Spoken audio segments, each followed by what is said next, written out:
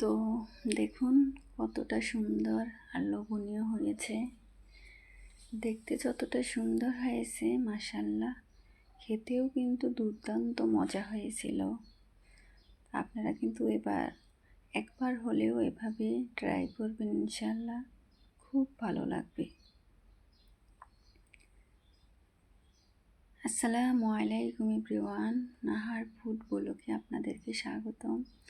যে যেখান থেকে দেখতেছেন দেশ ও দেশের বাহির থেকে সবাইকে জানাই আন্তরিক শুভেচ্ছা ও ধন্যবাদ।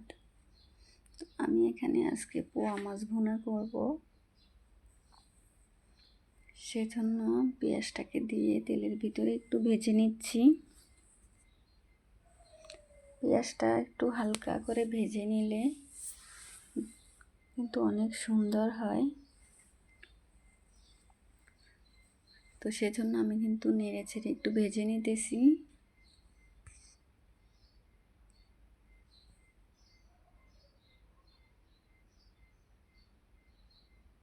সুন্দর করে একটু ভেজে নেব। তো আমার বাচ্চারা আমি কেউই পোয়া মাছ খাই না, শুধু আমার হাজব্যান্ড খায়। তো সেজন্য আজকে অল্প করে ভুনা করব, যেহেতু আমরা খাই না তো বেশি রান্না করে তো লাভ নেই। তো এখানে আমি সব মশলাই পরিমাণ মতো দিয়ে দিয়েছি, দিয়ে একটু পানি দিয়ে কষিয়ে নিচ্ছি। আর এখানে পরিমাণ মতো হলুদের গুঁড়া, ধনিয়ার গুঁড়া আর মরিচের গুঁড়া দিয়েছি। পোয়া মাছটা যদি একটু ঝাল ঝাল হয় খেতে কিন্তু ভালো লাগে। আর এখানে স্বাদ মতো লবণও দিয়ে দিলাম। দিয়ে এখন সুন্দর করে মশলাটাকে একটু ভেজে নেব, যাতে কাঁচা গন্ধটা না থাকে।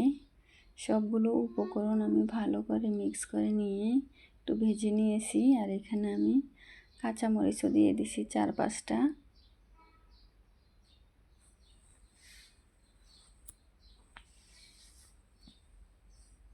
সুন্দর করে আমি মশলাটাকে ভাজা ভাজা করে নিতেছি। এই পর্যায়ে আমি এখানে পানি দিয়ে দিলাম।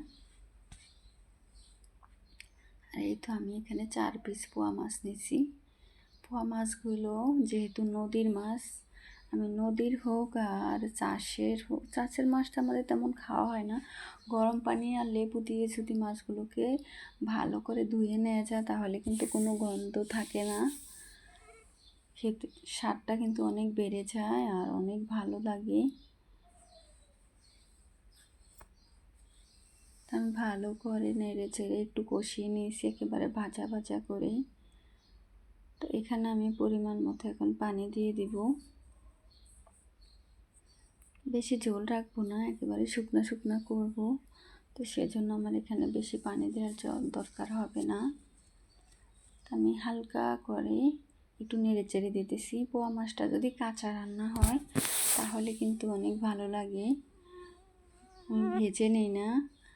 আর এখানে আমি পরিমাণ মতো একটু টমেটো দিয়ে দিয়েছি। মাছ ভুনার সাথে কিন্তু টমেটো হলে খারাপ লাগে না, বেশ ভালোই লাগে। তো এখানে আমি একটু নেড়ে চেড়ে সুন্দর করে এখন ধনিয়া পাতা দিয়ে দিলাম। শীতের দিনে ধনিয়া পাতা যদি না দেওয়া হয় মনে হয় যেন কি অপূর্ণতা রয়ে গেল। ধনিয়া পাতাটা দিলে স্বাদটা দ্বিগুণ বেড়ে যায়, ফ্লেভারটাও অনেক সুন্দর আসে। তো মাশাআল্লাহ দেখুন আমার কিন্তু মাছ ভুনাটা হয়ে গেছে। তো দেখুন কত সুন্দর হয়েছে, দেখতে যেমন সুন্দর হয়েছে মাশাআল্লাহ খেতেও কিন্তু অনেক মজা হবে। তো আজ এ পর্যন্তই। আমার আজকের পোয়া মাছ ভুনাটা কেমন হয়েছে কমেন্ট বক্সে অবশ্যই জানাবেন। আর লাইক কমেন্ট শেয়ার করবেন। যারা এখনও সাবস্ক্রাইব করেন নাই সাবস্ক্রাইব করে বন্ধু হয়ে পাশে থেকে যেতে পারেন। সবাই ভালো থাকবেন, সুস্থ থাকবেন। আল্লাহ হাফেজ। আসসালামু আলাইকুম।